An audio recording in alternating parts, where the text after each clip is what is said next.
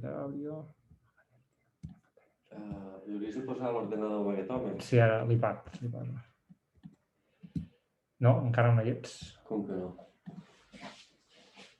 Això.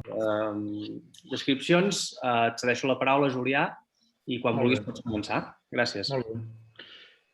Bé, doncs, públicament i oficialment demano excuses per aquest retard involuntari i, a veure, intentaré resumir el meu punt de vista sobre el títol de la xerrada i la justificació del mateix. A mi m'interessava bàsicament parlar de la tensió, diríem, al llarg del procés, de tota aquesta trama entre poder institucional, en el sentit de tant dels el que podem anomenar els organismes de govern executiu i legislatiu, Parlament i Govern, i per tant el que anomenem Generalitat, i els partits polítics que, diríem, representen o han representat aquest temps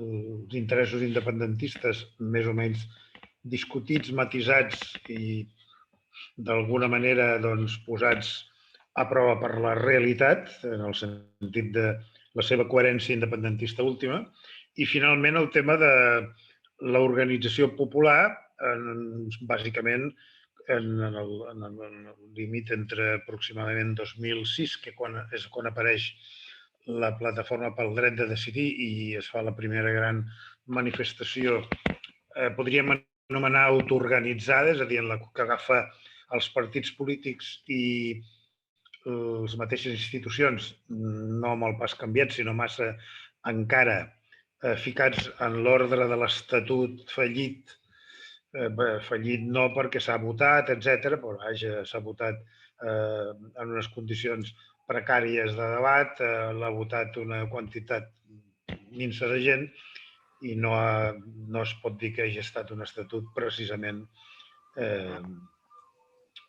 massa, diríem, consensuat. La plataforma pel dret de decidir, diríem, introdueix una falca en tot aquest procés que podríem anomenar superestructural, pactes entre partits, Parlament, etc., per portar un estatut a Madrid i tota la pesca, com sabeu perfectament, i és el primer, diríem, moment d'això que jo anomenaria la iniciativa popular en forma d'autoorganització.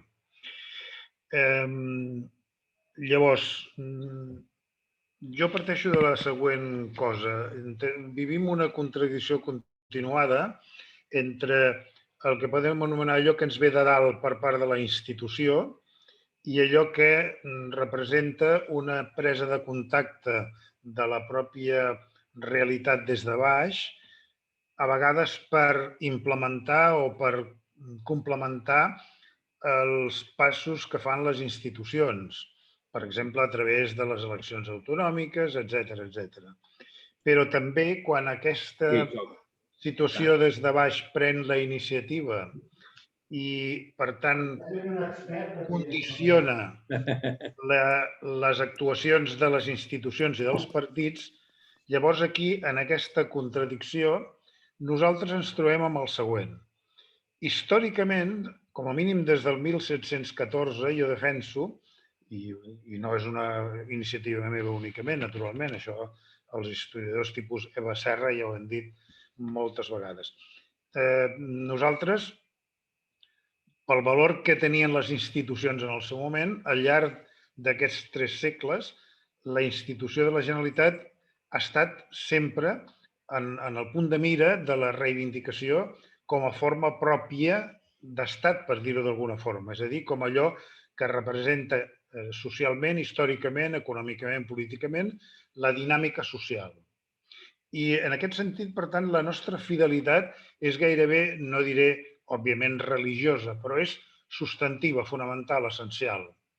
Llavors, què passa? Que, òbviament, ens trobem moltes vegades amb una contradicció que durant el procés l'hem tinguda abastament, que és una institució que en el seu moment ha tingut una dependència estricta respecte al paper de la monarquia espanyola, perquè, en definitiva, totes les dialèctiques que porten el 1714 d'abans ja és entre la iniciativa nostra i la monarquia que vol retallar totes les iniciatives de les nostres constitucions i, per tant, aquí es constitueix un bloc ja de consciència històrica que arriba fins ara.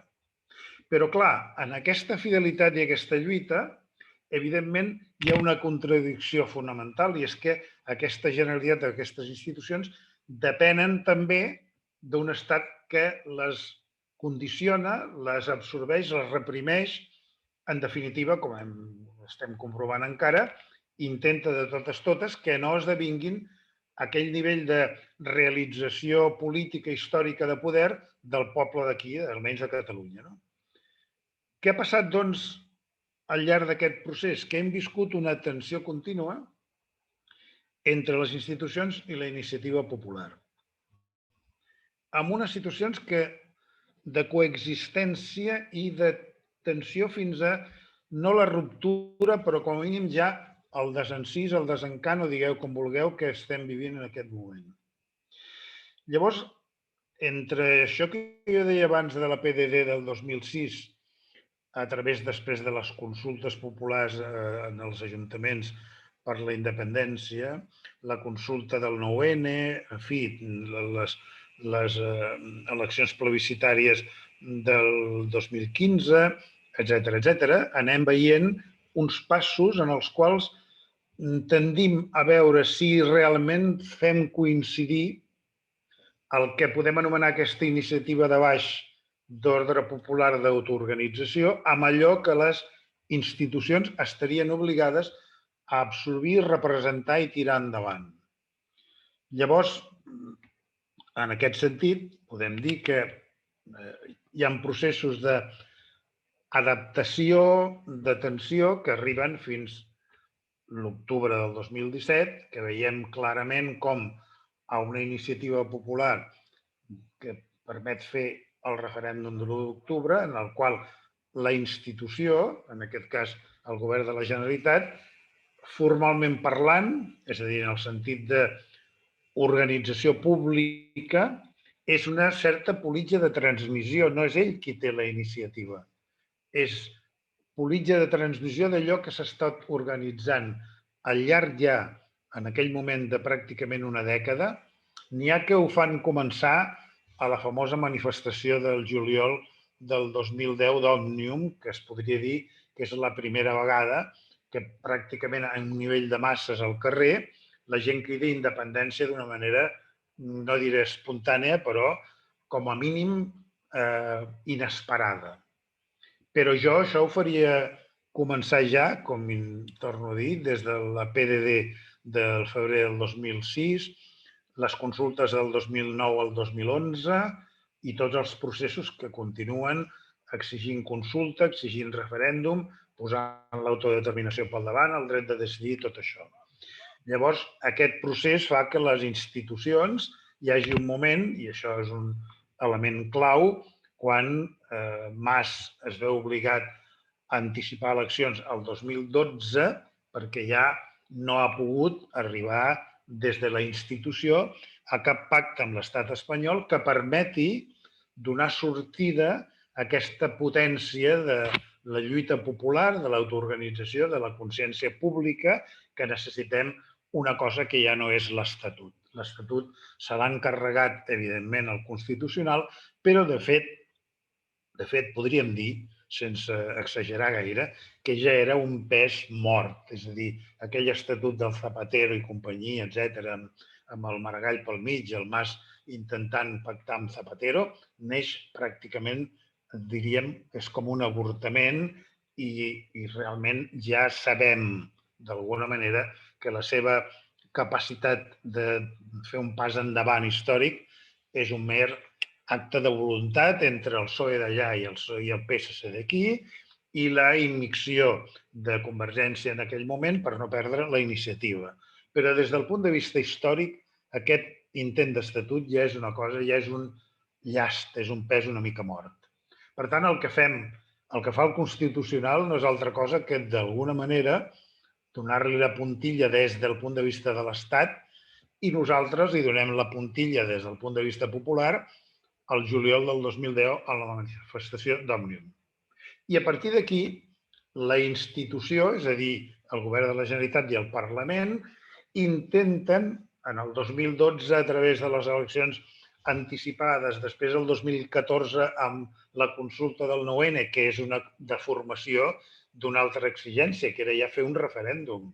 Allò s'aigualeix per als conflictes coneguts entre Convergència i Esquerra, que d'alguna forma fan que la CUP prengui un paper més decisiu exigint a Mas que com a mínim es faci la consulta, es fa la consulta del 9N, etc. I així successivament fins a arribar al moment de l'1 d'octubre del 2017.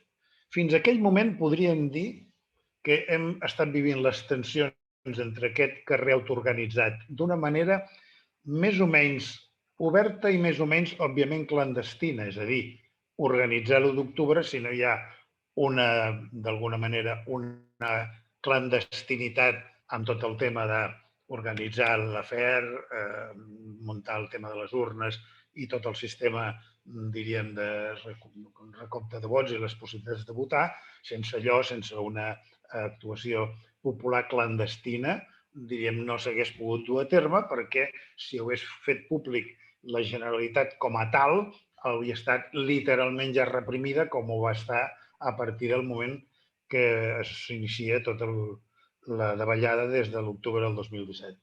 Però fins a aquell moment, aquesta capacitat popular de portar una lluita al descobert a través de la institució i alhora portar una lluita clandestina a través de les pròpies forces populars coincideix, és a dir, arriba un moment en el qual els partits polítics, Esquerra, Convergència i la CUP, fan una mica d'amalgama entre institució i carrer, treballant a la institució, creant una situació que després es va desvetllar, es va revelar una mica ingènua, una mica, per dir-ho així, artificial, que va ser tot el tema d'estructures d'estat, de la llei a la llei, és a dir, se li va donar un relleu jurídic excessiu a una cosa que necessitava alguna cosa més que el pretext jurídic del viver i pissunyer.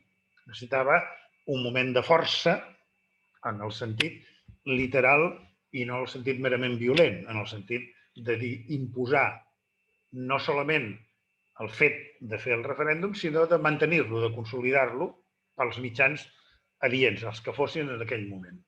Com que la institució estava massa ancorada en el tema de estructures d'estat i de la llei a la llei, pretenent que amb una mena de joc de mans típic dels juristes passaríem d'una situació de dependència a una situació d'independència, que es va revelar efectivament una gran ingenuïtat, doncs, esclar, això, en el seu moment, quan la cosa ja necessitava un pas superior, va revelar que la institució no és a l'altura del moment històric. Això és evident. I el tema de què es podia fer amb el nivell de la força, d'utilitzar l'ocupació del territori, d'utilitzar els Mossos, etc., això no es va plantejar d'una manera clara i decidida des de la institució. Què va passar? Que aquesta autoorganització popular que li havia donat tot el crèdit, d'alguna forma, a la institució, Parlament i Govern, es va trobar a partir del 27 d'octubre pràcticament, podríem anomenar la cosa orfe de direcció, orfe de referència.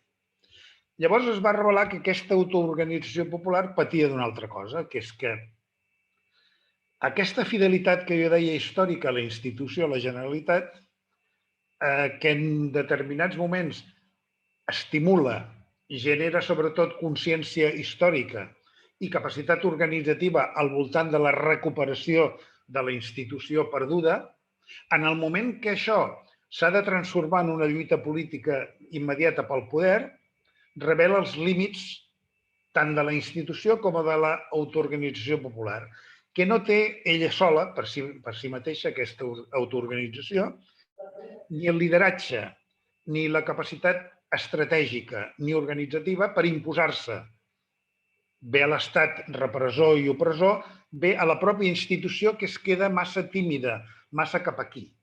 Tot allò que va passar el 10 d'octubre al Parlament i el 27 d'octubre, aquell en 5 segons proclamar la independència per després suspendre-la, tota aquella mena de, podríem dir, de peripé institucional al qual vam assistir, era una mostra palesa de dues coses.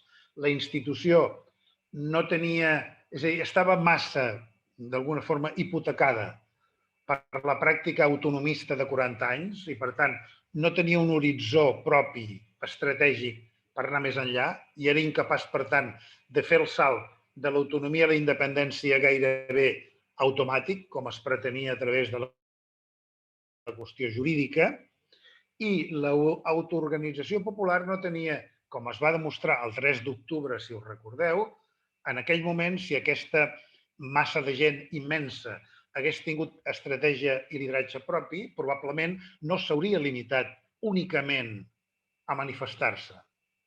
Hauria segurament allargat això, hauria pres, diríem, el carrer d'una altra manera i segurament hauria allargat el termini de la presència a fora per portar el torcebraç amb l'Estat més enllà del que va representar aquell 3 d'octubre, que és el moment culminant en el qual l'independentisme va més enllà del mateix independentisme, arrossega gent que no era independentista perquè els fets de l'1 d'octubre van ser un acte públic d'una consciència tan esclatant del paper de l'Estat que molta gent que s'havia mirat el procés i l'independentisme una mica com amb allò que en dèiem equidistància, dient a veure on van aquesta gent, es van adonar que efectivament aquell conflicte anava més enllà d'una qüestió merament subjectiva, que s'havia convertit en un fet pràcticament que incloïa drets fonamentals de la gent que anaven més enllà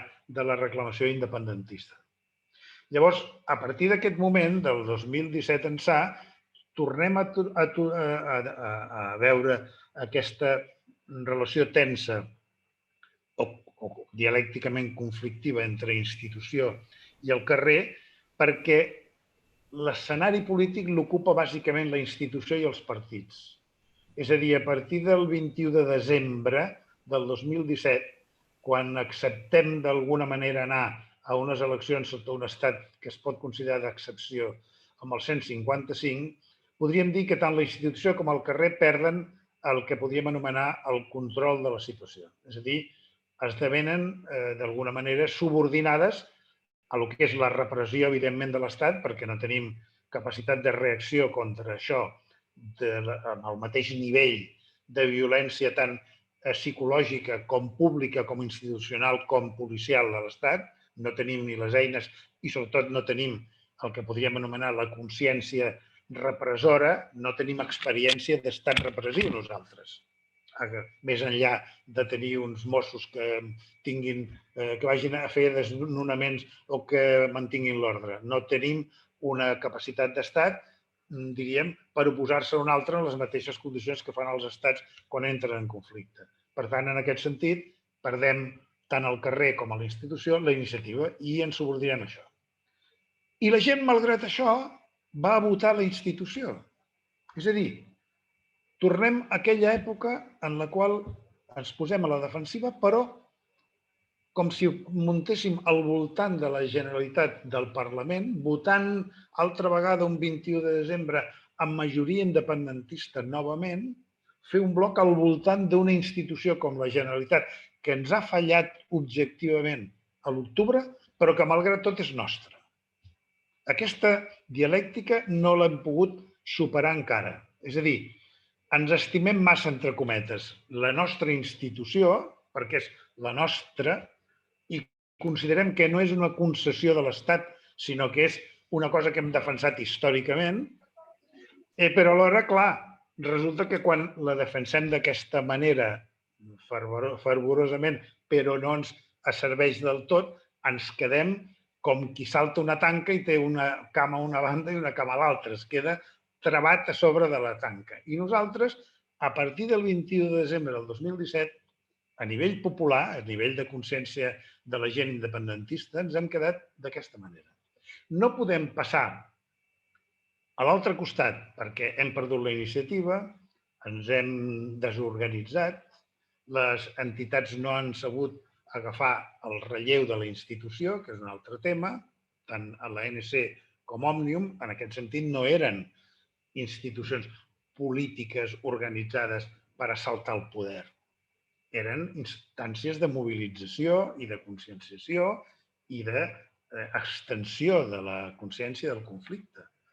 O fins i tot en el cas de l'ANC, ja que estem parlant de l'ANC, recordo perfectament una sessió de l'ANC de Barcelona amb el Carles Viver i Pissunyer, en el qual pràcticament totes les seccions de l'ANC tenien ja pràcticament establert el tipus nou no d'estat solament, sinó de societat que havíem de crear en el terreny econòmic, jurídic, de ciutadania, de drets, de tota mena.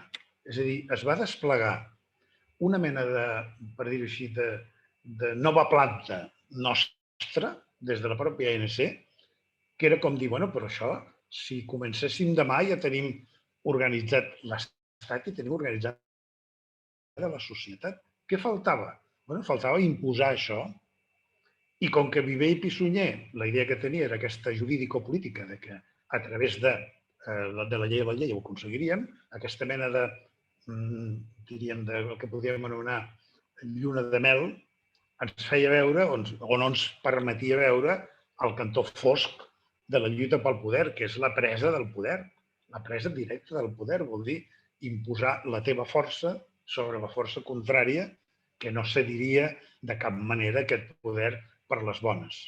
Per tant, aquí també les entitats havien treballat a uns nivells, per dir-ho així, d'il·lusió creadora, però no de creació estratègica d'eines de poder, que vol dir que de la mateixa manera, i això és el que jo defenso en aquest moment, de la mateixa manera que quan vam fer l'1 d'octubre varen formes clandestines i semiclandestines per poder-ho fer,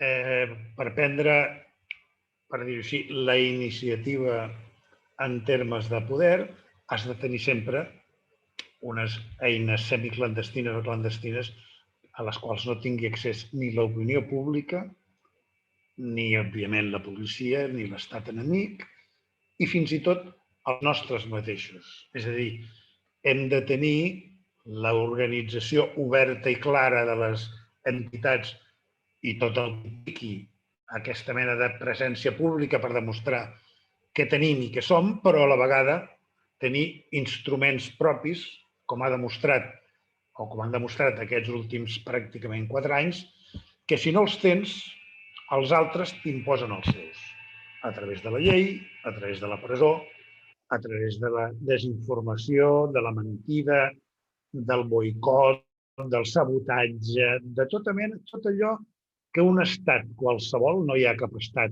net d'això, tot estat té a la seva disposició aquestes eines per imposar, evidentment, el seu poder a qui sigui, a la seva gent, al seu poble i, naturalment, a les nacions a les quals vol dominar.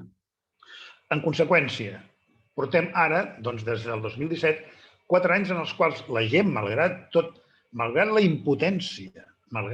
impotència evident, per treure la gent de la presó, per poder governar el país amb tranquil·litat, per poder disposar d'instruments propis, estem vivint encara d'una manera més o menys fàctica sota l'ombra o el poder directe del 155.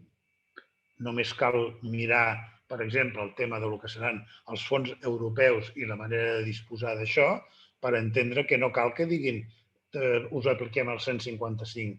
Simplement l'apliquen quedant-se ells centralitzant totes les possibilitats que tu tinguis de reprendre la iniciativa econòmica i la reestructuració del teixit productiu de la manera que vulguin ells en Brussel·les i tu has de menjar perquè ets dependent.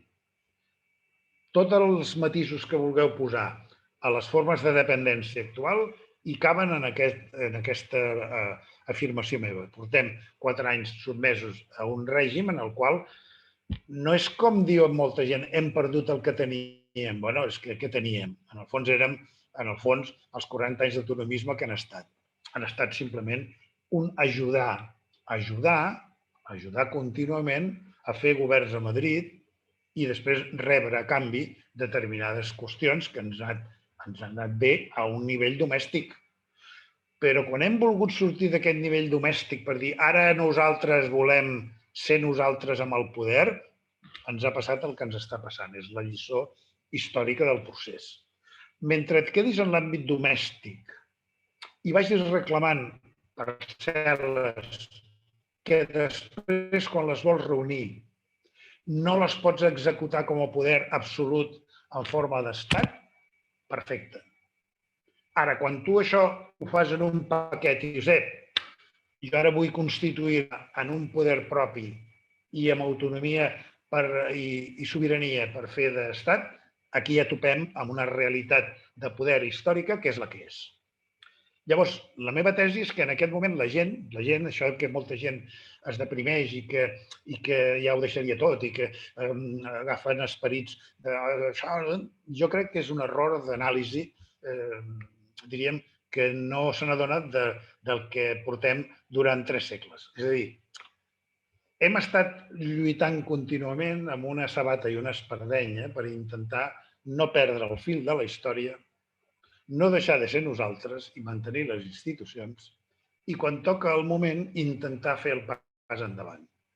Això ens va costar con la República el que va significar la Guerra Civil i el franquisme. És a dir, aquesta gosadia nostra durant la República d'exigir un estatut, tenir una generalitat pròpia i tota la pesca, això ens va costar, evidentment, a nosaltres, encara que ho neguin des d'allà, una guerra civil d'extermini que va esdevenir en un règim pràcticament genocida contra nosaltres. Això és un fet.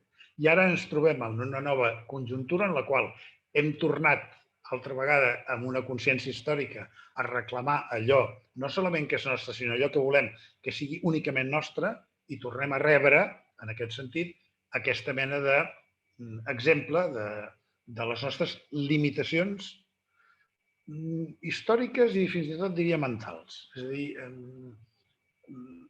3 segles de no tenir un poder propi com a estat són molt importants perquè no n'aprens el que és la tècnica i el costum de manar des del teu propi estat. No crees una autèntica classe dirigent d'estat, ni administrativa ni política, sinó que és una mica com de prestat, una mica molt català això, una mica la viu-viu. El meu mal no vol soroll. Cuidado que a veure si... És a dir, ens fa excessivament agosarats en termes de consciència, però excessivament limitats i humils en termes de poder, en termes de força, en termes d'imposar-nos. Llavors, per mi, l'astúcia de la història, si es vol dir això d'alguna manera, és que ve el que podem anomenar l'autoorganització popular que jo defenso d'aquest temps, no diria que ha perdut la partida, sinó que ha rebut una lliçó. Malgrat rebre aquesta lliçó, no deixa les seves institucions. Això ho hem vist ara el 14 de febrer encara. És a dir, malgrat totes les coses que podem dir dels partits polítics independentistes, de la nostra classe política, de tot el que vulguem dir, què fa que això que en diem aquesta massa de 2 milions d'independentistes que ara han esdevingut 1.600.000 perquè han perdut pel camí una quantitat evidentment deprimida o diríem decebuda amb el que ha passat, què fa que encara votem partits que considerem que poden consolidar o representar-nos en el Parlament, a la institució, i encara els exigim que tornin a fer un pas endavant o que responguin als nostres anhels alliberadors? Què ho fa això? Clar, un sentiment romàntic diria, bueno, això és una consciència popular pastada al llarg de la història, que no l'hem perduda, que podem identificar-lo també amb la cultura, la defensa de la llengua, la defensa de la cultura pròpia, etc. Evidentment, això no hi ha dubte. Però jo crec que hi ha alguna cosa més, també. Potser hi ha un aprenentatge que ara haurem de veure per on surt. Perquè no ens podem deixar pel camí el fet que el que podríem anomenar la frenada d'octubre del 2017 després ha tingut expressions d'una altra mena, per exemple, en les protestes contra les sentències. És a dir, el que va passar a la plaça d'Urquinaona es pot mirar des de distints punts de vista. Per mi, jo diria que per part dels partits polítics independentistes hi va haver massa, per dir-ho així, complex d'inferioritat en el moment que tota l'opinió pública espanyola i espanyolista i unionista i la gent ben pensant i, òbviament, la propaganda de l'Estat va venir a dir que aquella violència de la plaça d'Urquinaona era inacceptable i que, evidentment, els Mossos es van trobar en una posició, diríem, entre l'espasa i la paret, que es va decantar massa per l'espasa i poc per la paret. Allò és una situació dialèctica complexa i que l'hem oblidada molt ràpidament, però que hi és present i és un fet material. És a dir, que la capacitat de protestar i de tornar a autoorganitzar-se més o menys cap enfora i més o menys clandestinament hi és. I tot el tema, per exemple, dels CDRs i tot el tema del que va passar al Pertús i tot el tema del que va passar amb els assajos d'ocupació del territori, també són exemples que, com sol passar en la història, quan es relaten els grans fets, les coses aquelles menudes desapareixen i sembla que no hagin existit, però són elles les que, en el fons, assenyalen també el que més tard apareix d'una forma impensada. Dius, d'on surt això? Doncs surt que hi ha hagut una consciència alternativa que s'ha autoorganitzat més o menys al seu aire com ha pogut i quan ha tingut ocasió, com si fos un talp que està treballant de nit sota terra i de cop i volta, quan pot, obre el forat i surt cap a fora.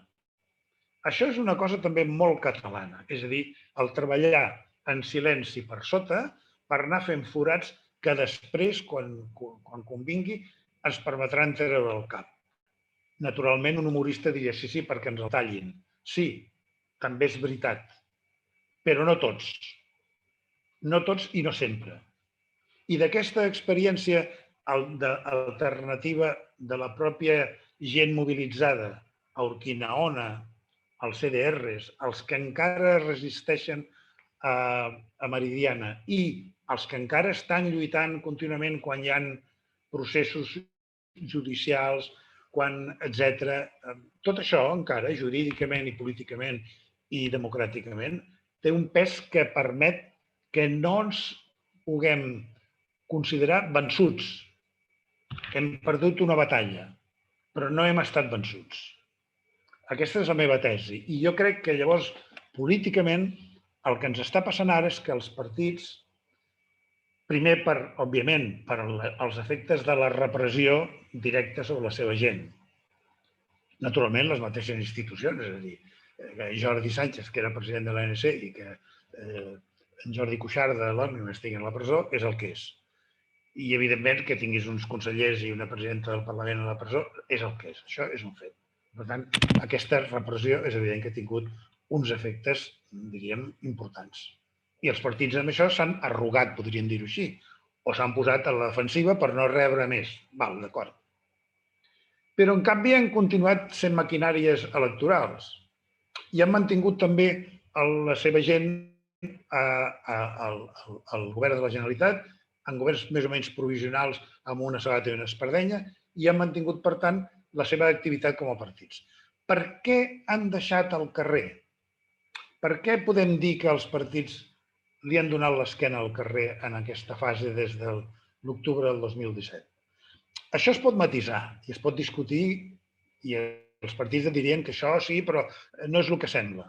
Però, en tot cas, des de fora, la gent tenim la consciència, d'alguna forma, que els partits ens han abandonat. I dic tots, Tots. És a dir, els tres partits independentistes, jo tinc la sensació, la consciència, de que s'han arreplegat a un terreny, allò de dir, arrejarem-nos, passem l'hivern com es pugui i ja veurem per on sortim. El problema que té això és que confon molt la gent perquè llavors els partits, en comptes d'admetre la seva dificultat, la seva por i els seus interessos particulars amb les baralles que coneixem perfectament entre els uns i els altres, volen fer d'això teoria i estratègia, i amb això ens confonen. Si diguéssim, mireu, no donem més de sí, som el que som, i intentem mantenir la institució com podem, mentre tornem a agafar la iniciativa d'aquí 1, 2, 3 o 4 anys, jo els diria, molt bé, nois, una de dos, deixeu pas a uns altres que siguin més agosarats, o bé no ens veneu sopars de duro quan vinguin eleccions. No ens prometeu que fareu uns plans meravellosos que no us permetran fer, evidentment, des de Madrid de cap manera. Però si no diuen això i en canvi justifiquen que hi poden haver taules de diàleg amb un estat que no vol diàleg, o que esperarem 2 anys a veure si això es fa o no es deixa de fer, o que ens diguin, no, la dui de seguida que podem, perquè ja tenim... Tot això és fer volar colons i la gent del carrer això en som conscients. Llavors aquí el problema és que altra vegada ens hem de rearmar d'una mena de consciència política pròpia, no diré al marge, però en paral·lel als partits. És a dir, si no ens tornem des d'aquest punt de vista de l'autoorganització popular a tenir una consciència pròpia, crítica, d'exigència, d'anàlisi, d'autoorganització, de lideratge i de capacitat de reprendre la iniciativa, entrem en una etapa neoautonomista que no sabem quan durarà. I que la meva tesi final és que una nova generació de gent haurà de trencar-la per vies que encara no és molt difícil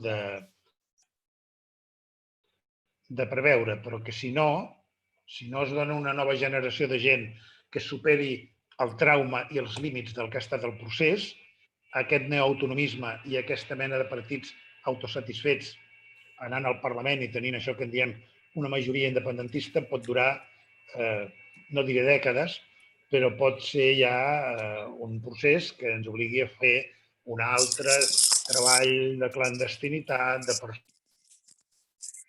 persecució, en fi, perquè l'evolució...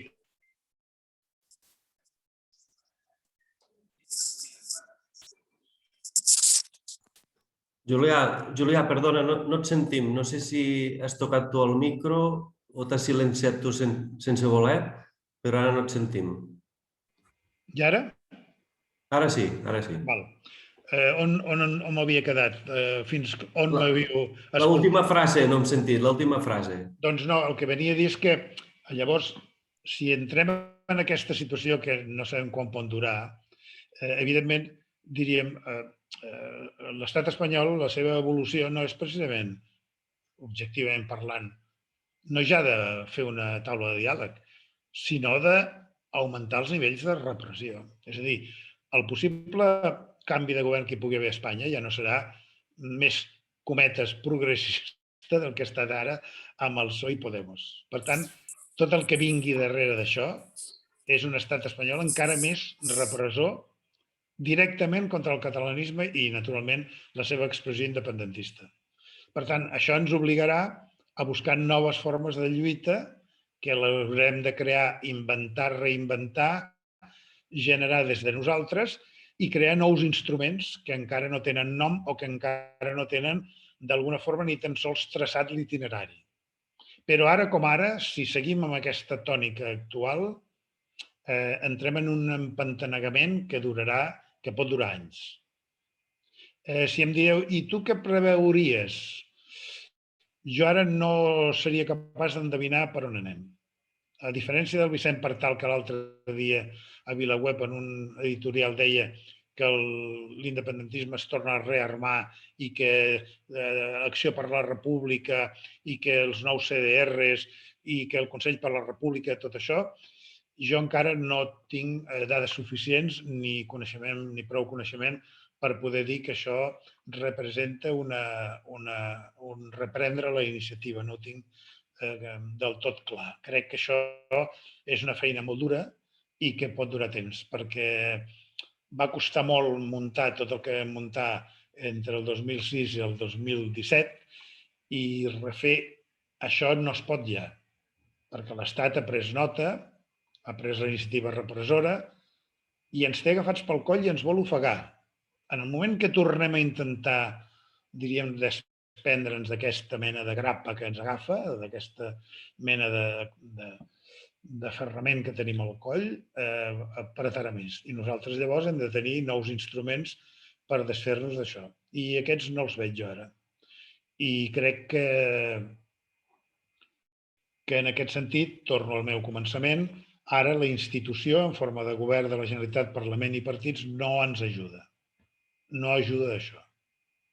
S'ha quedat tancada en la seva subjectivitat, en el que podríem anomenar la seva raó de ser pròpia, i ha perdut la relació amb el carrer. I malgrat tot, el carrer sempre espera veure què farà aquesta representació política, i això no és bo, perquè la representació política no ha de tenir una excessiva autonomia respecte a el que passa en la realitat. I el carrer no ha perdut, la independència, l'independentisme no ha perdut aquesta consciència. No s'ha rendit, no ha desaparegut. Però, en canvi, ha perdut unes eines que eren pròpies i que ara, per reconstruir-les, no sabem ben bé com ho farem. I aquest és d'alguna forma, el meu resum. Ara hem tornat a perdre la bona harmonia entre institució i carrer. El carrer s'ha quedat sense direcció i la institució no sap què fer amb el carrer. I això és el que explica per mi l'empantanament que tenim ara. I això és el que us podia dir com a introducció, si voleu fer debat o voleu dir la vostra, o, en fi, o rebatre tot el que acabo de dir, que estic disposat a escoltar-vos naturalment amb molt d'interès. Molt bé, doncs moltes gràcies, Julià. Ara us convido a tots els que vulgueu fer-li alguna pregunta o rebatre els arguments del ponent. Si voleu demanar la paraula a través del xat o aixecant la mà, com us sembli. Si hi ha algú que vulgui intervenir.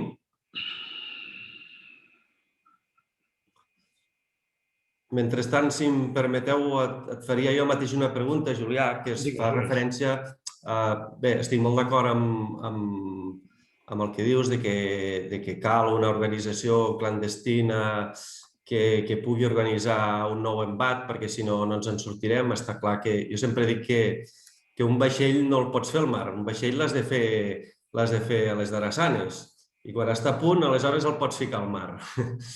I això és una mica el que penso que hem de fer. El que passa que tampoc veig qui pot liderar això, perquè al final, si ha de ser clandestí, quan les coses són clandestines, la gent en desconfia perquè no sap qui hi ha al darrere, com va passar amb el tsunami, per exemple, i no sé, demanaria, sota el teu punt de vista, quin seria un punt de partida, si des de la pròpia ANC, des del Consell per la República, o un nou tsunami, o no sé, o des de la pròpia Generalitat, perquè està clar que en el cas de l'1 d'octubre, realment, sense que hi hagués hagut la Generalitat al darrere, no s'hauria mogut tot el que es va moure. Com ho veus? Jo, quan parlo de clandestinitat, no dic que, diríem, ho dic en el sentit de que no tant de que hi ha d'haver una mena de conspiradors que es tanquen per crear una cosa com fantasmagòrica del segle XIX, no? No estic parlant d'aquesta mena de romanticisme. Això s'ha de crear en el moment que comença a tenir altra vegada una certa iniciativa massiva. És a dir, les entitats hauríeu de tenir imaginació perquè disposeu d'una cosa que els partits no tenen, que és que teniu autonomia respecte al poder polític, o l'hauríeu de tenir. Això és una altra discussió. Si les entitats no han seguit massa les petjades dels partits o la influència interna dels partits dialècticament, perquè això és inevitable, és a dir, esclar, si tu tens una assemblea o un òmnium que té gent de tota mena de procedència, òbviament, no solament el debat intern, sinó que el reflex del que passa a la societat i a les institucions t'arriba a dintre i això crea la dialèctica que crea i crea, òbviament, les situacions de crisi o de tensió que coneixem. Però, en tot cas, sí que estan en condicions de fer una mena del que podríem anomenar una depuració dels defectes i errors comesos en el passat per reprendre d'una altra manera, i això és un treball intern de les entitats, tenen l'obligació, la responsabilitat de fer una anàlisi del que ha passat, depurar-se dels errors, com dic, i tornar a fer noves maneres de mobilització, conscienciació, organització, diríem fent, no diré una nova, diríem, per dir-ho així, fer llenya i crear una nova nau, com dius tu, però com a mínim que la nau que tenim pugui sortir altra vegada en millors condicions que abans. Això és una tasca de les entitats. En el moment que les entitats tornin i quan dic entitats, no solament penso en l'NCOM, no sé si els CDRs continuen tenint estructures o continuen fent coses a nivells comarcals i municipals. I no sé si el Consell per la República està treballant en alguna direcció per aquí o per allà, no ho sé. Però, en tot cas, tots aquests nivells d'entitats que pol·lulen per aquí són les que haurien de, o bé, cadascuna pel seu compte primer i després totes juntes creant una mena d'estat major, en comptes d'estar pensant que el Consell per la República hauria d'estar treballant amb els partits i amb la Generalitat, hauria d'estar treballant amb el carrer i les entitats. I això és el que seria l'estat major nou, que hauria d'ajudar la gent a autoorganitzar-se, a mobilitzar-se i a crear moments puntuals de lluita. Igual que en un moment donat vam dir fem les consultes per la independència, igual que vam dir sortim al carrer el juliol del 2010, etc., hem de buscar uns moments, unes fites en les quals sabem la força que tenim i la capacitat d'organitzar les coses des de pobles, viles, comarques, etc., dir ara és el moment de donar un cop, assegurar el cop i créixer a partir d'aquí. I reprendre, per tant, el que podríem anomenar la iniciativa massiva. És en aquest moment que t'has de plantejar no exposar-ho tot a la superfície. Si això em vols dir clandestinitat, li pots dir, però jo vull dir no posar-ho tot a fora. D'acord? Aquesta nau de la drassana està molt bé que durant el dia vegin que l'estàs pintant, però és bo que de nit no sàpiguen quins motors li estàs posant. M'explico? Això és el que jo entenc per aquesta combinació. I això s'ha de fer ja no des del no-res o des de s'ha acabat tot, sinó des del que tenim. I atès que la institució, els partits, el Parlament, la Generalitat, estan tancats en les gàbies dels seus pactes, els seus conflictes i una relació hipotètica amb un estat que no la vol, la nostra obligació és buscar camins alternatius, paral·lels i propis. I ja veurem on ens porta això. I ja veurem si això no torna a obligar a la institució, als partits, al Parlament i la Generalitat a carregar-se altra vegada les piles, d'acord? I tornar a seguir el pas de la gent. La gent ha de tornar a reprendre la iniciativa tard o d'hora. Trigarem un any o trigarem 2 o 6 mesos o 15. No ho sé, però no tenim altra alternativa. Tancats en la cleda autonomista o neautonomista d'eleccions és inútil. L'estat espanyol ja sap que el que vol fer és ofegar la qüestió abans que creixi res més. La prova la tens en aquests dies. Ara ja t'estan judicialitzant l'actuació de la Generalitat a nivell exterior, carregant a un senyor 4 milions d'euros de responsabilitats i ja buscant, és a dir, portant això a la qüestió penal. Per tant, la capacitat de l'Estat per fer mal és immensa i qualsevol pretext els pot servir. I tu ara entrar en això és, francament, o una ingenuïtat total o una declaració d'impotència absoluta. Davant d'una ingenuïtat i una impotència hem de recuperar l'anàlisi crític contra la ingenuïtat i la força contra la impotència. I això només ho pot fer la gent. I el que tenim, el poc que tenim o la manera que la tenim, és el que tenim. I això ens ha passat històricament. Què hi farem? Aquest és per mi el moment actual.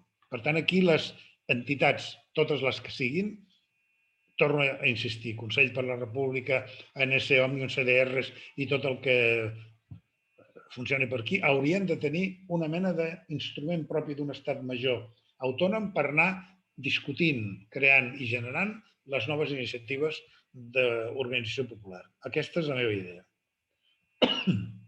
No sé si he explicat el que volies, però vaja. Sí, i tant, i tant. Només volia fer el comentari de que, esclar, ara el gran poder que tenia l'ANC de mobilització de gent, últimament, com tots sabem, amb el tema de la pandèmia, doncs ens ha deixat totalment fora de combat. I bé, jo espero que a mesura que les condicions vagin millorant, doncs també ens doni l'oportunitat de tornar a exercir aquest poder de mobilització que tenim des de l'Assemblea. És que és la vostra obligació. Sí, sí. I pel que comentaves Per això existiu i per això es va crear pràcticament al peu d'Arenys de Munt el dia de la consulta. Molt bé. Vinga, va, que ja tenim un parell de... Tenim el Pep, que ens ha demanat... Mira, el Josep Eres primer i després el Pep et volíem fer una pregunta. Endavant. Eres, primer. Connecta el micro, Josep, si no, no et sentim. Sí, Julià, estic molt d'acord amb l'estratègia que ens dibuixes, però a mi m'agradaria saber la teva opinió sobre què en penses de l'estratègia que, pel que sembla, vol seguir ara o està seguint en aquest moment l'Assemblea, que és la d'ocupar, diguem-ne, parcel·les de responsabilitat en diferents sectors socials, com poden ser els sindicats, les cambres, inclús s'ha creat una patronal d'empresaris. Com veus tu aquesta estratègia de connectar amb sectors socials i tenir unes quotes de responsabilitat en aquests sectors de cara a intentar aconseguir que, per exemple, un nou 3 d'octubre, que sí que la gent vam sortir al carrer, però segurament el 80% de la gent, el 70% de la gent va ser moguda per la bestiesa que es va veure el dia 1 d'octubre, com les forces de seguretat van atacar a la població i tal, de cara a intentar aconseguir més consciència social de poder tenir estructures socials preparades per quan arribi el moment de fer alguna cosa més forta. Bé, això no és cap, podríem dir, no és cap novetat, per dir-ho d'alguna forma. És a dir, jo crec que forma part de l'essència mateixa del que ha estat l'Assemblea. És a dir, l'Assemblea s'ha mogut des del començament a 2 nivells. Un ha estat la capacitat mobilitzadora i d'expressar al carrer i d'organitzar la gent de cara a demostrar una força, però alhora també ha tingut a través de les sectorials una preocupació per anar creant una nova idea de teixit administratiu, jurídic, econòmic, de drets ciutadans. Jo recordo perfectament els temes del tema de la ciutadania, com s'havia de concedir, atorgar, etc., que era una cosa molt minuciosament elaborada. Per tant, l'Assemblea ha treballat a un nivell estructural, mobilitzant gent, i a un nivell superestructural per generar idea de país i, sobretot, proporcionar a l'administració pública una sèrie d'anàlisis, estudis i eines fetes per especialistes i gent de la pròpia administració per tal de fer avançar, per dir-ho així, cap a un estat modern, el que podrien ser la futura administració catalana. Què passa? Que hem fracassat en imposar la segona part, que és la part d'un nou estat, i llavors ara, podríem dir, ens consolem, la paraula seria ens consolem, intentar d'alguna forma colonitzar o d'alguna forma, diríem, introduir en aquestes entitats, diríem, sindicals i cambres i tot això, una mena de consciència independentista que a mi no em sembla pas malament en absolut. A mi, per exemple, que tinguis ara a la porta de president del Barça, em sembla molt més important que tenir, evidentment, un tita freda com el Bartomeu, clarament. Per tant, aquest tipus de coses simbòliques i aquesta expressió externa cap a fora de que les nostres institucions cambres, sindicats estan en mans d'independentistes, a mi em sembla molt bé. Si no ens quedem aquí dintre. És a dir, si no ens limitem a treballar només diríem, una mica com a expressió d'una voluntat nacional de ser, d'estar, una mica com quan Pujol deia fer país, no? Si ens conformem a fer país a fer independència, només a través d'això, ens limitem molt. I jo crec que l'autèntica sang, la vibració profunda d'una assemblea com aquesta, sempre ha de venir de la mobilització popular.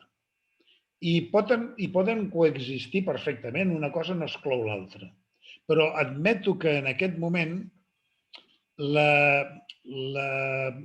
que podríem dir, el pessimisme que regna entre la gent, és a dir, aquella decepció de quan, diríem, tu ets un atleta que està, diríem, a punt de fer un rècord i no el fas, i quan tornes a casa et desinfles de tal manera que ja no tens ganes ni de tornar a la pista, això ens està passant.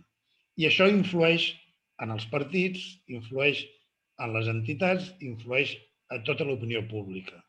La nostra obligació en aquest cas com a assemblea, o la vostra, millor dit també, perquè jo he estat un dels membres inicials de l'assemblea, però no he volgut mai entrar en la qüestió interna perquè jo no, encara que la gent s'ho pensi, jo no soc militant de la CUP i per tant no he fet mai política de partit en aquest sentit. El que venia a dir és que l'assemblea no pot deixar-se portar per aquest pessimisme i dir, bueno, ara hem d'hivernar i el que hem de fer és anar col·locant persones, peons, a distints llocs per anar creant... No, això seria treballar al mateix nivell mental que els partits i el Parlament. S'ha de fer una altra cosa nova, una nova manera de crear, diríem, el lligam amb la gent. I això s'ha de fer picant pedra. Escoltant la gent concreta, la gent que ha pagat a nivells de comitès de barri, assemblees de veïns de barri, etc., per tornar a reprendre la iniciativa. I segurament, jo crec que aquí sí que hi ha un element de renovació generacional. És a dir, que hem de donar-li la veu i la paraula a la gent jove. És a dir, hem d'intentar que una nova generació de 30-40 anys es faci càrrec de tot això d'una manera clara, decidida i passar-los, com fan els toreros, als trastos, clarament. Vull dir, no per desaparèixer, però sí per, d'alguna forma, dir, nois, a veure si vosaltres teniu més força, més capacitat que nosaltres, que hem fet tot el que podíem en el context històric i no tenim per què fer més. En el seu moment, quan el franquisme, també tota la generació de la república que havia perdut la guerra, tant des de l'exili com de l'interior, van fer la feina que havien de fer. Però a partir dels anys 60, aquesta gent van ser substituïdes per una onada de gent jove que va fer el que va fer, des de les caputxinades fins a les assemblees de Catalunya i tot el que va venir. Per tant, hi era una gent, evidentment, que en aquell moment era una nova generació. És a dir, ens hem de preparar o hem de fer que la gent jove sàpiga que no estan allà només per sentir-nos, com estic jo fent ara, fent discursos, sinó per donar-los a ells el poder, per dir-ho d'alguna manera. I, per tant, s'ha de crear una autèntica neteja, diríem, depuració d'aquest nivell d'humilitat i de crear nous instruments i noves persones al capdavant. Crec jo, No sé si he contestat satisfactòriament el que em deies, però... Perfectament, perfectament. És el que jo penso. Molt bé, doncs bé, tenim el Pep Selga, que em sembla que també et vol fer una pregunta. Endavant, Pep. Gràcies. Bé, jo seguint el que comentàveu, i estic molt d'acord, volia portar un plantejament i quasi dir fer una volta de cargol i donar-hi una mica més de radicalitat. Radicalitat en el sentit que diré.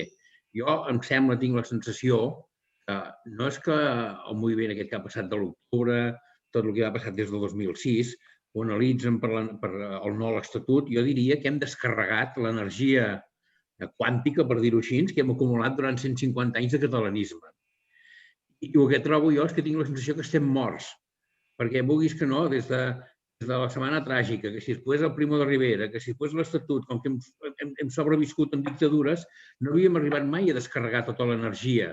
Llavors el Pujol amb el Pejalcova, després l'Estatut per donar un sistema estructural.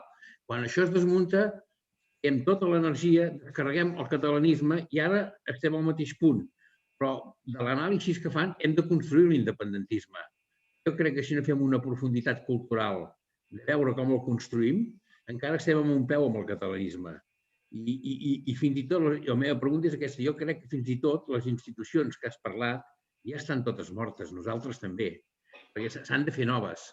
Perquè totes tenim un peu que podrem tornar a reactivar el que va ser la independència que vam tindre a tocar i no la podrem tornar a reactivar des d'aquest punt.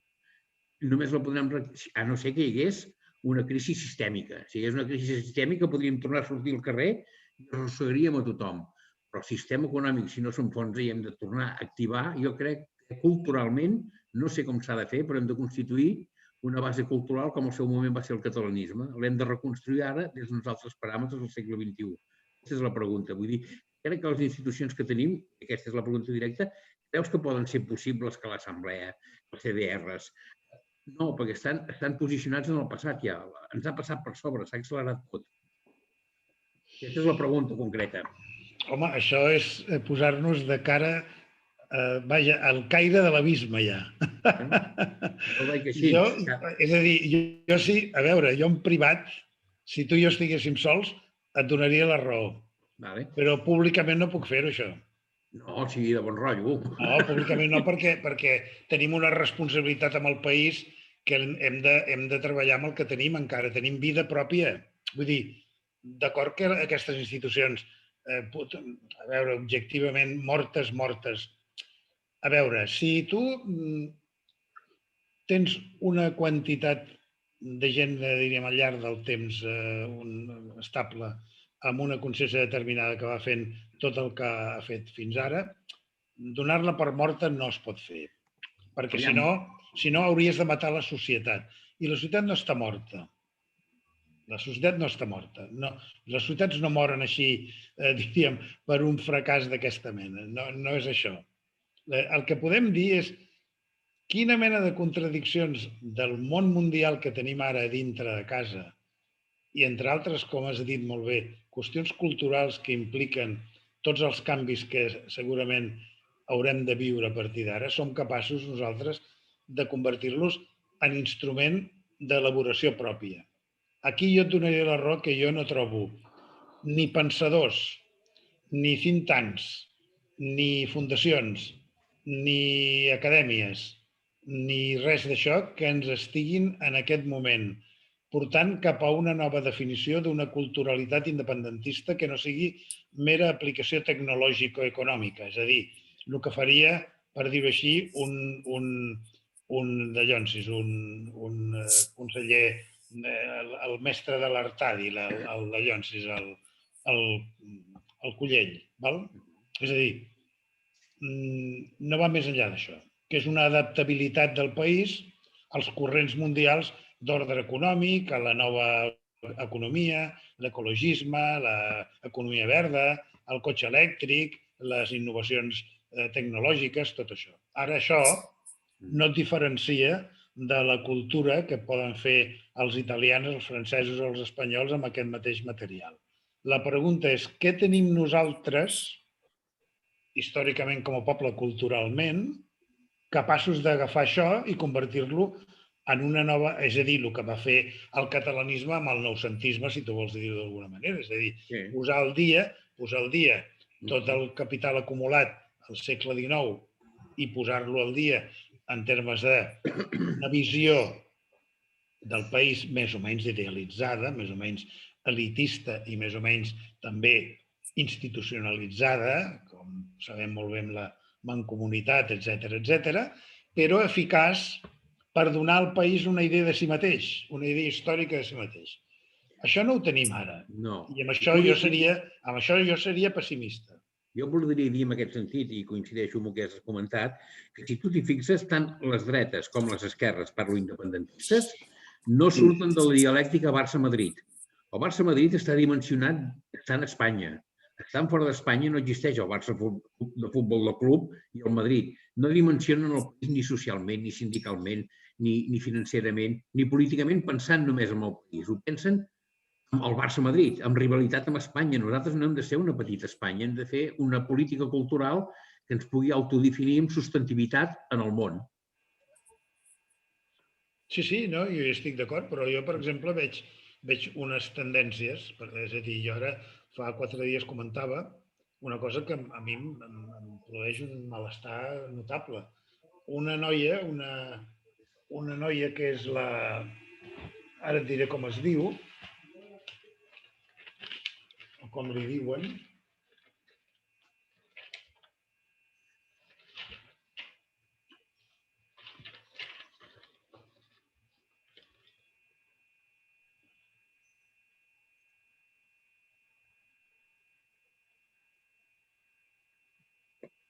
Una noia que ha estat cantant en català fins ara i resulta que li ofereixen una multinacional cantant en espanyol i ens explica 3 coses. Una, que això és com jugar a la Champions. 2, que això és créixer. I 3, que la gent no ho polititza tot fins la llengua. Bé, aquesta mentalitat cultural està molt estesa entre la gent del món artístic, literari i cultural. Enfront d'això, nosaltres el que preteníem era crear un prestigi fundant un estat nou. El que s'ha demostrat és que sense aquesta base cultural que implica una visió pròpia d'estar en el món, tampoc construeixes un estat. No. Això és el que realment hem pogut veure. És a dir, agafant només la part política, el que podem anomenar les superestructures, o fas una guerra civil amb l'estat espanyol i la guanyes, o l'estat t'ofega. I només la penetració a tots els teixits de la societat d'una idea pròpia de Catalunya en el món, això seria com quan estàs fent el tèrmit, quan t'estàs menjant la fusta per dintre, estàs fent els forats i fas caure la fusta. Això no ho tenim ni estudiat, ni tenim ara la consciència que calgui fer-ho. I si en aquest sentit vols dir que estem morts, et diria no ho sé, però en tot cas no estem vius. En això no estem vius. Per això et deia que en privat et diria, doncs, sí, diria, no vivim la realitat dels desafiaments que tenim al davant. I per tant entrem en una mena de vista al que ens ve donat. És a dir, això és el que explica la subordinació. Ens adaptem a allò que ve d'una manera acrítica i gairebé de supervivents. Si tu històricament em vols dir ja, ens posarem messiànics, si messiànicament vols dir que l'1 d'octubre era el cant del cigne de tota una època de 3 segles, tens tot el dret a dir-ho. Ara, després d'això, ja ve la desaparició. Home, mira el que està passant amb la llengua. Si la llengua fos una mostra susceptible de donar-nos elements, diríem, interpretatius, podríem dir, aquesta mena d'indiferència en què estem vivint, la pèrdua de la llengua a nivell d'ús social, és significativa d'una falta de consciència global com a nació dintre del món. També estaria d'acord amb això. Però jo a la meva edat no puc ser apocalíptic. No, però és que no vull ser apocalíptic, Senzillament vull dir que les estructures que tenim són vàlides i ens donaran força en el futur i les redefinim culturalment. Si no, els polítics ens estan portant aquest esgotament, el provincianisme. Sí, clar, però llavors això ja és objecte d'un altre debat, que seria quina mena també d'institucions noves necessitem crear? Perquè les alternatives merament als partits de tipus assembleari o de tipus d'autoorganització des de baix no funcionen. Tu necessites unes estructures de poder determinades que alhora que tinguin un valor simbòlic també tinguin un valor material d'organització de l'administració i de les forces de la societat. La Generalitat, tal com està ara, és una barreja de record historicista i sentimental del que hem estat i d'administració subordinada de diríem, del teixit constitucional espanyol. No és una altra cosa.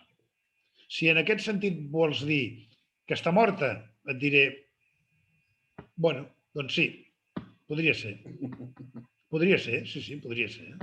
En aquest sentit, En aquest sentit.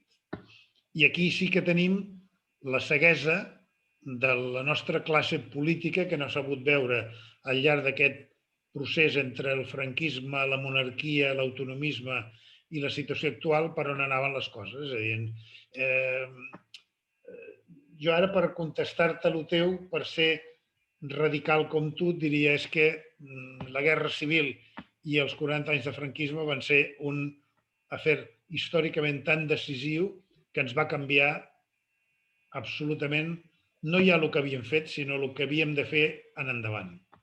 Aquí entrarien els canvis sociològics, aquí entraria tot el tema de la immigració i la llengua, aquí entraria la capacitat catalanista per, diríem, arreplegar i conduir classes populars vingudes de fora, aquí vindrien una quantitat d'elements importantíssims. Jo, per exemple, per mi, la conversió del Paco Candel en una mena d'intel·lectual orgànic, diríem, del catalanisme a nivell d'expressió de la gent arribada de fora és d'una ingenuïtat impressionant. Impressionant. Impressionant. Si no, d'on surten Ciudadanos? Surten d'un àmbit en el qual s'ha covat, i fins i tot d'una manera, d'alguna forma, amb nocturnitat i traïdoria, tot una posada en evidència dels dèficits del catalanisme cultural al llarg de l'autonomisme. I una mica també, el que podríem anomenar un cofoisme autonomista del catalanisme. Llavors, clar, que en Lluís Cabrera sigui l'home que havia d'anar al Baix Llobregat a obrir-nos pas per fer assemblees amb gent arribada de fora, ho diu tot. Perquè si tu no has creat, o el Sali Martín, anant a fer xerrades d'economia i de pensions a gent del Baix Llobregat que han portat aquí tota la vida en castellà. Si aquestes coses encara poden perdurar, vol dir que tenim una mena de... tenim la cua de palla culturalment parlant. I en aquest sentit tenim el que podríem anomenar un sostre molt de vidre. Això seria un altre tema d'un altre debat. És a dir, clar, això que tu planteges obre unes línies de debats polítics, culturals, organitzatius i històrics que no acabaríem. No, d'acord. Gràcies, Julià. Bé, la intenció que teníem era de que la xerrada durés fins a les 9, com que hem començat un quart d'hora tard, podríem donar... Hi ha una pregunta que ens fa el Pere a través del xat, la podríem deixar ja com a última pregunta, i diu: creu que el Consell per la República té un futur i pot fer un servei al país? Depèn d'ell. Depèn d'ell, de la seva voluntat. És a dir, jo la primera vegada que vaig començar a parlar al Consell de la República o per la República va ser dir: escolta, el Consell per la República, si vol realment guanyar legitimitat a dintre del país, ha d'actuar realment com un mecanisme de mobilització i de consciència. I què vol dir això? Doncs vol dir que s'ha d'emmerdar en les coses que estan passant. No pot ser merament una cosa externa muntada per una gent perquè anem dient-li que bé que ho fas o que guapo que ets. És a dir, s'ha de comprometre com una entitat més. No és un organisme per damunt del bé i del mal, per molt que estigui lligat a Puigdemont, a Waterloo i a qui vulgueu. Ha de remengar-se i ha de posar-se a remoure la massa que tenim aquí en marxa. Què vol dir això? Per exemple, per mi, el Consell per la República hauria d'haver dit què li sembla el pacte entre Esquerra Republicana i la CUP. o hauria de dir què pensa, en un moment donat, dels pressupostos que aprovi el Parlament i dir si li agraden o no li agraden. I, per tant, convertir-se ell també en un organisme conflictiu, no en un organisme merament extern que esperes que un dia digui com passava amb el tsunami. Ei, moveu-vos! No, mou-te tu. El Consell per la República, per ser eficaç i útil, s'ha de moure. Com ho ha de fer? Ells sabran. Però la gent, si vol que la gent li doni legitimitat i sigui creïble, ha d'estar entre la gent, enmig de la gent. No ficat enmig de la cunya dels partits d'Esquerra o de Junts a veure qui s'emporta el gat a l'aigua, qui mana més o qui mana menys. Això dona una sensació des de fora de repartiment de petits poders i de cadires que fa molt mal. Abans de començar aquest debat de qui té més pes o menys pes en el Consell ja s'hauria d'haver guanyat els galons. I els galons es guanyen al camp de batalla. No es guanyen merament simbòlicament. No es guanyen merament dient afilieu-vos al Consell. És que el Consell estigui entre la gent, que tu trobis als municipis representants directes del Consell per la República treballant amb la gent, al costat de la gent. Amb què? Amb tot allò que implica les necessitats i exigències del país en un sentit ampli, però bàsicament per orientar-ho camí de la independència i del trencament amb l'Estat. O sigui, introduir una consciència alternativa que no ens tanqui en la lluita merament municipal, en la lluita merament sindical, en la supervivència, sinó que tingui una estratègia, però entre la gent. I ara el Consell per la República això no ho fa.